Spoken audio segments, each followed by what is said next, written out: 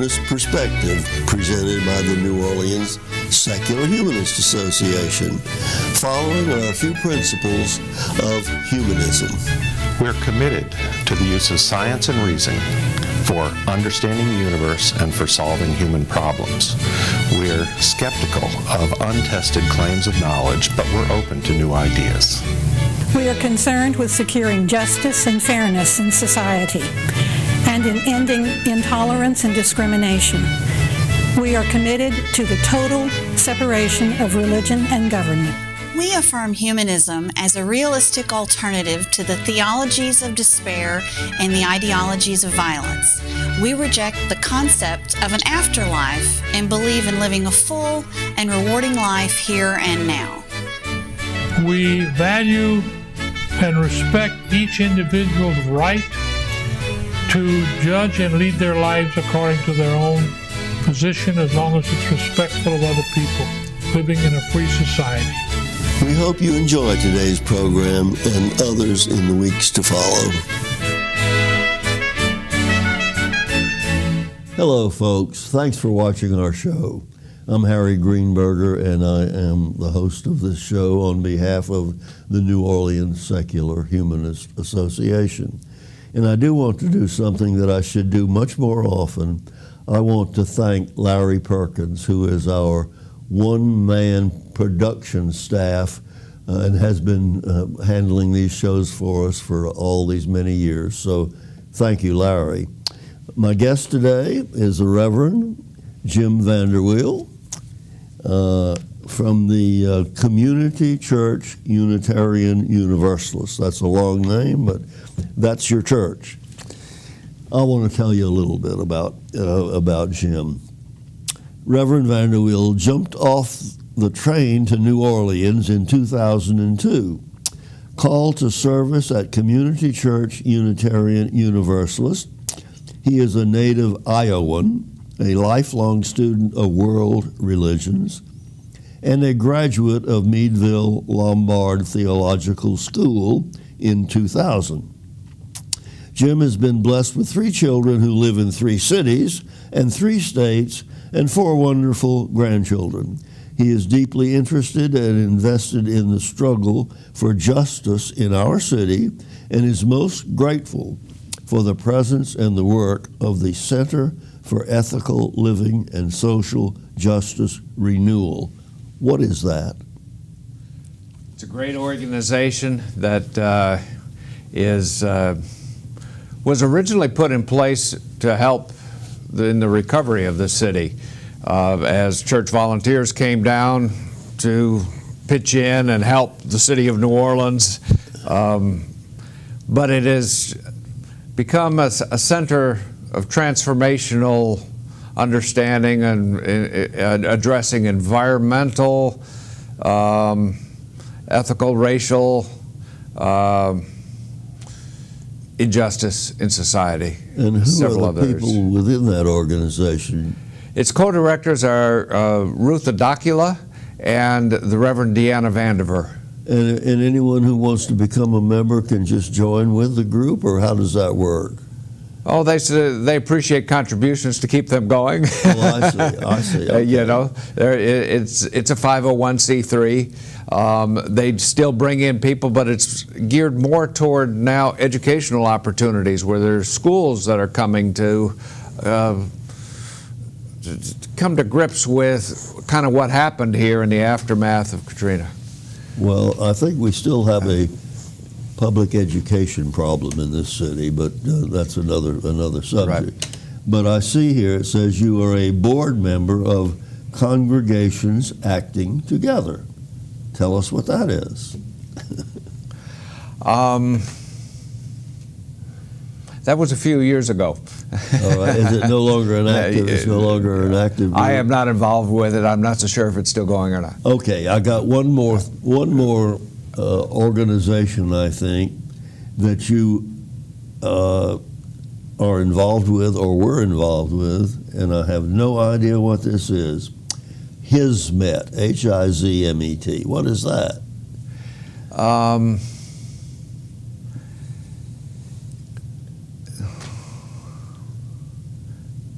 And I'm drawing a blank on that right now, All right. too. Well, it says here, he says, as I see that in Hizmet, I see it as a very distinct way in Hizmet. I don't know. Seeing that tells me that it is appropriate for me. What is it you see? I come from the position where it's important in this world for people to understand that there are other people who are also seeking truth, seeking connection with the divine, seeking a better way of life, seeking peace and fairness and equity in human affairs. I guess that's what Hizmet is. Yes, it is, and it's coming back to me now. This is an organization that has a background with a Muslim scholar of this time, Fethullah Gulen. And Fethullah Gulen lives now in Pennsylvania. All right. And he has a book called Toward a Global Civilization of Love and Tolerance. Love and tolerance. Love and tolerance. All right. Now, if you love, doesn't that automatically include tolerance? That's all right. Well, there are some, yes, it should be that way.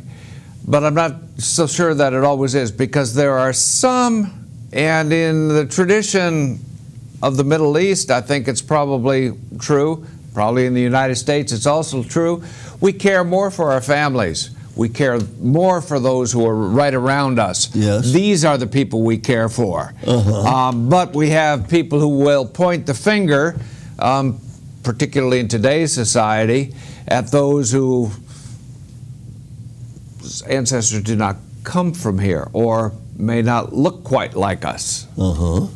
And so tolerance says extend this love out to the universe. All right. Well, I'm going to ask you to talk about a topic which includes what you just said. But let me also say that to our audience that Jim was my guest on this show a few years ago, and our topic then was Eastern religions. And there are many Eastern religions, so we did not discuss them all. As I recall, you did talk about Hinduism, Confucianism, Buddhism, and Vedic, whatever that is, Vedic. Vedic. All right. So those were some of the Eastern religions that we covered in that show.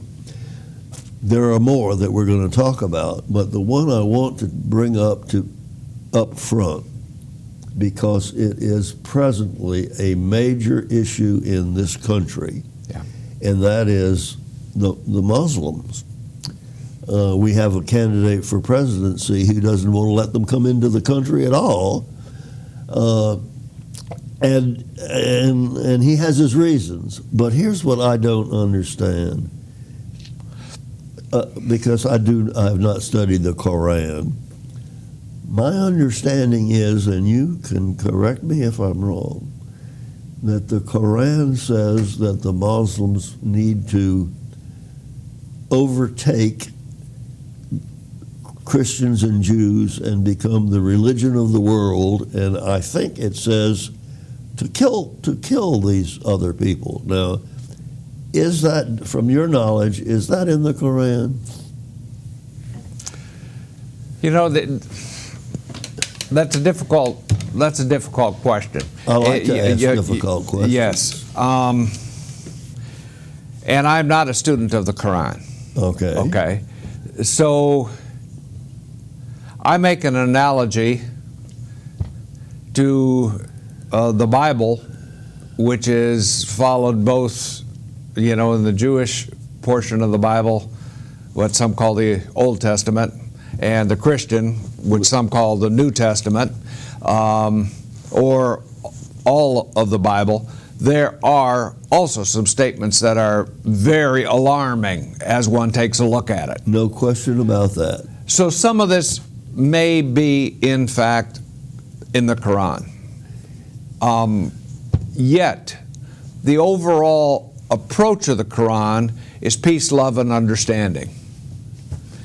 For Muslims, but for everyone in the world? For people, for all people. Right.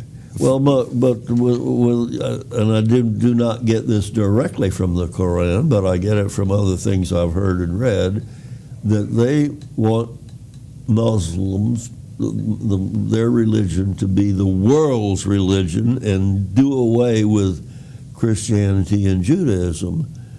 Now, and all of the rest. And the others. Make it all. And the yes, others. Yes.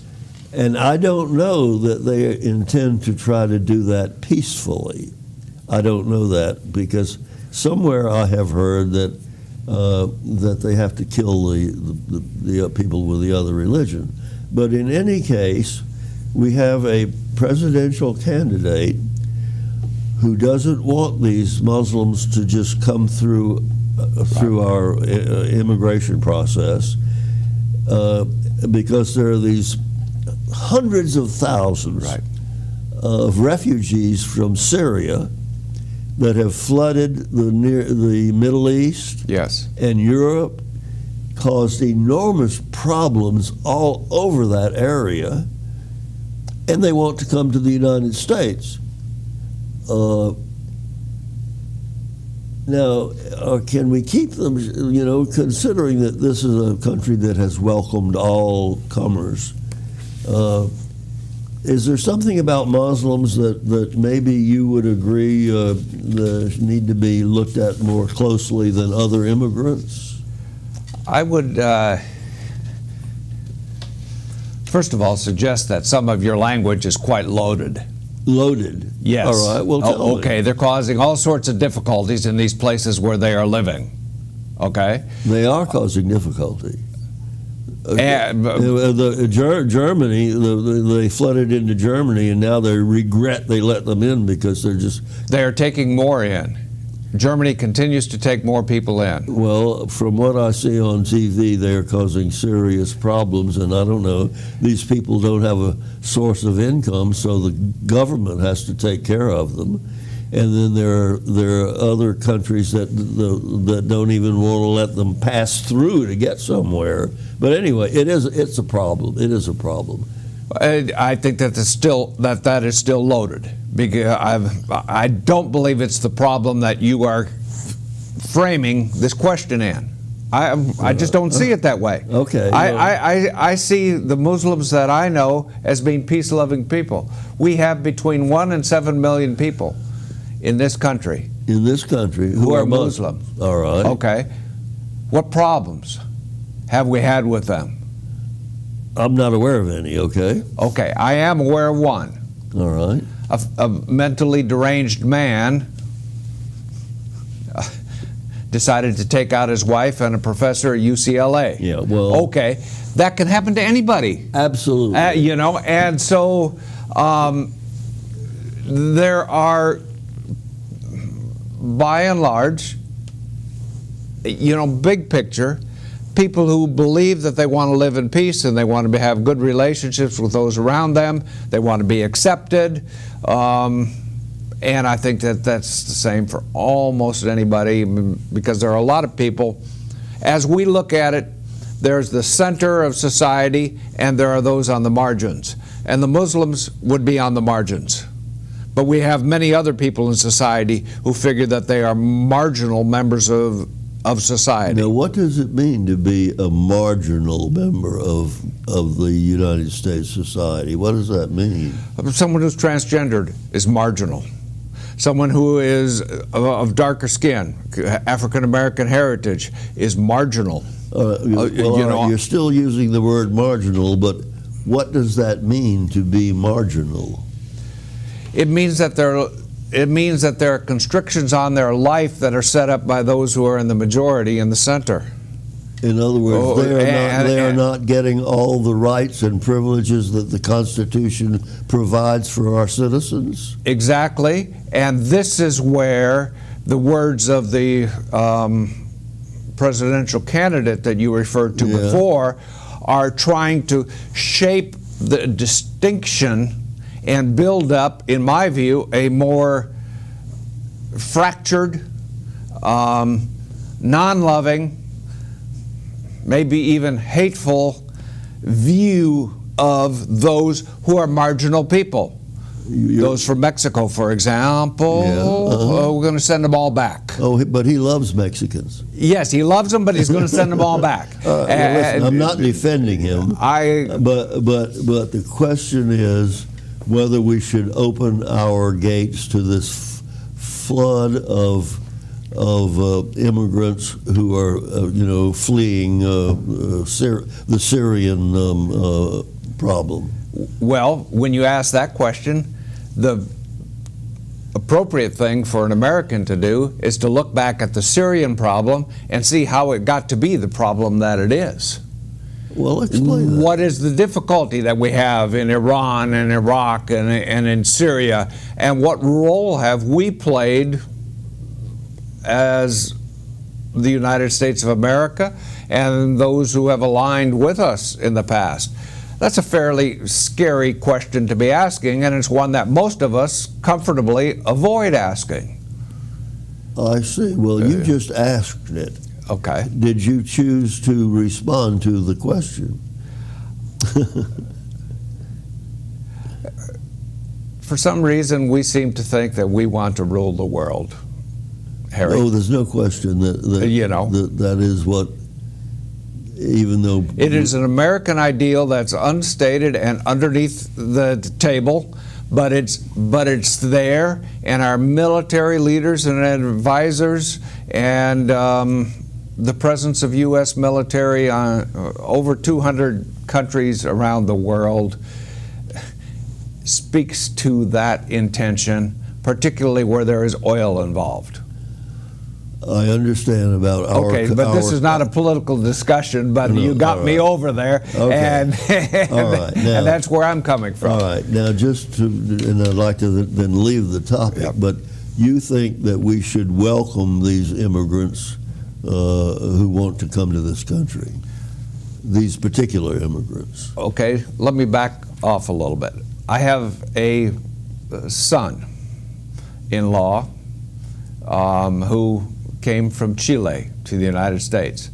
I know the process that people go through if you want to get through our immigration system.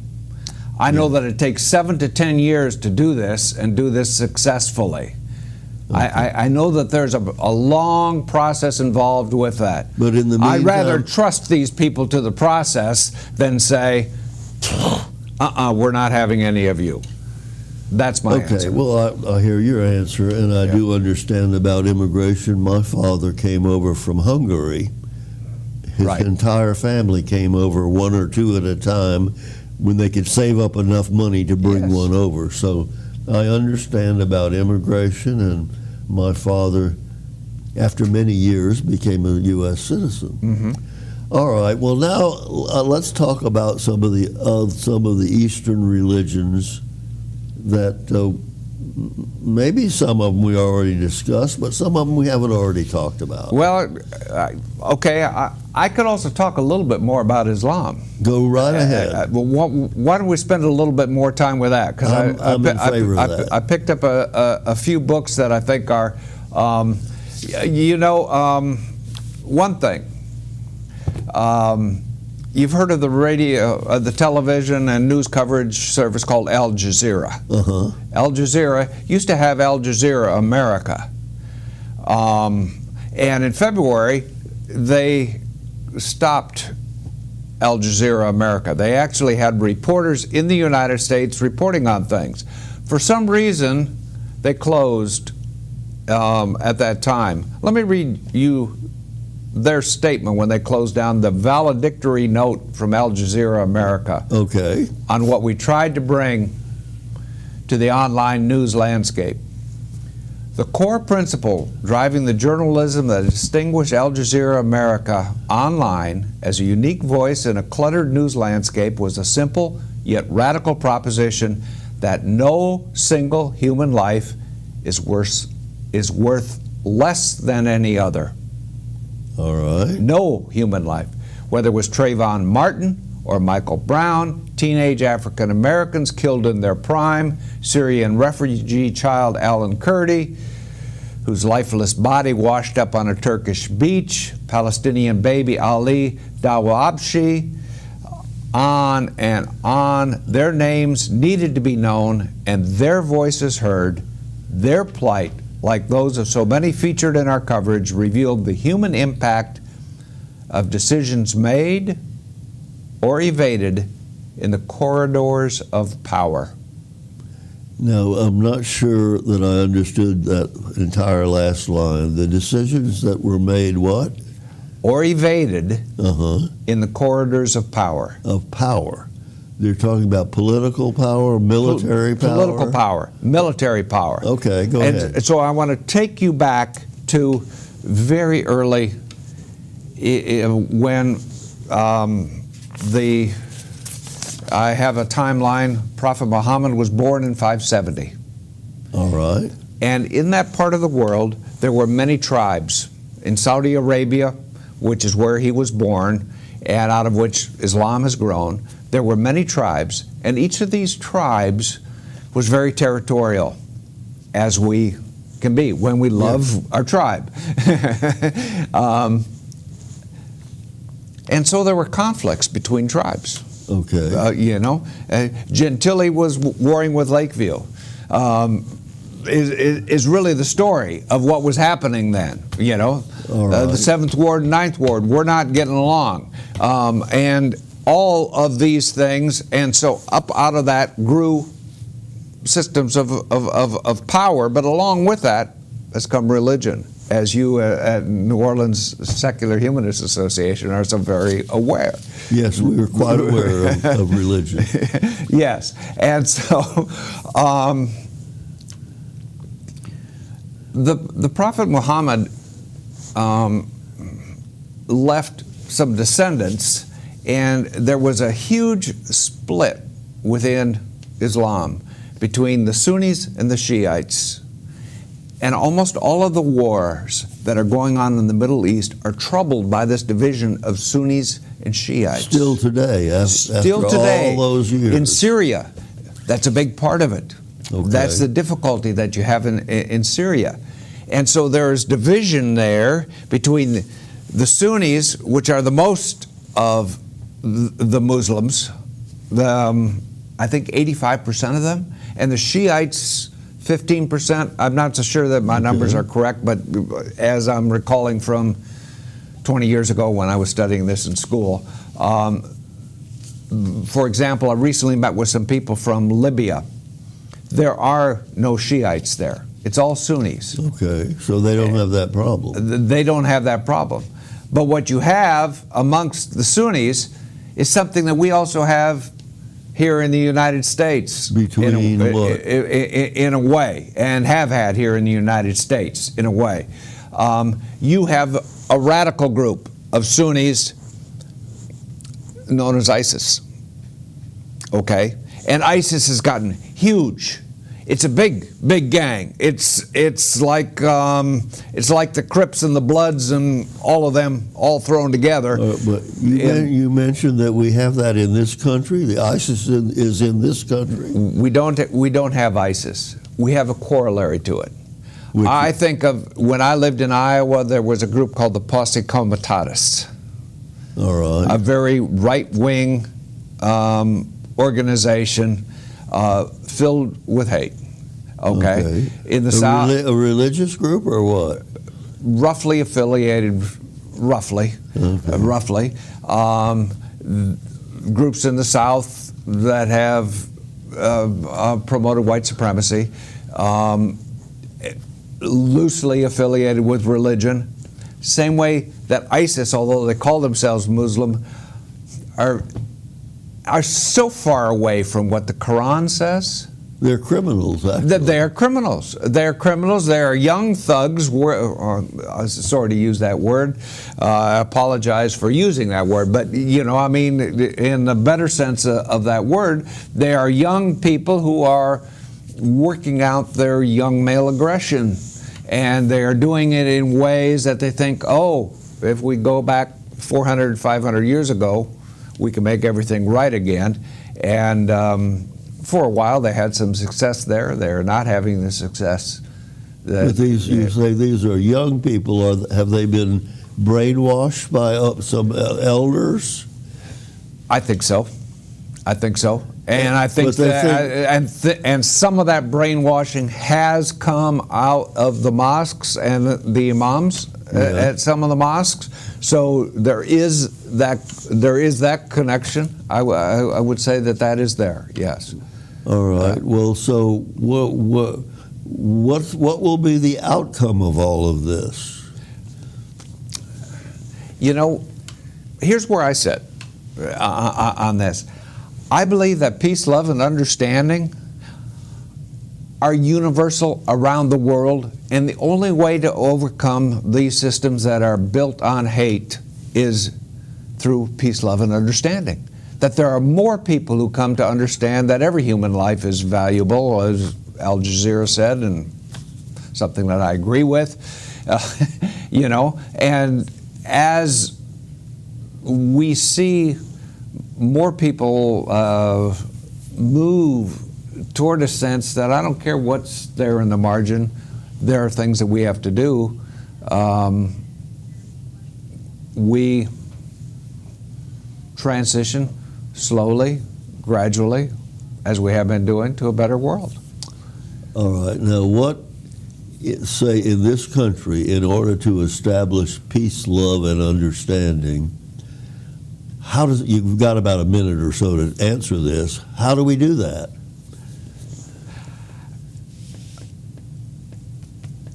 I think one of the things we have to grow into is understanding the corridors of power. All right. Understanding that much of government has been about flexing muscles, and military is part of the problem.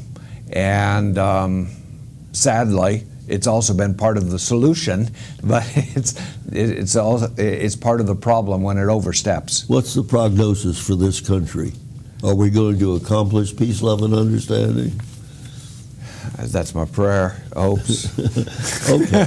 Well, listen, Jim, thank you so much for being on the show. Sure. Thank you, folks, for watching. We hope that we will see you here very often.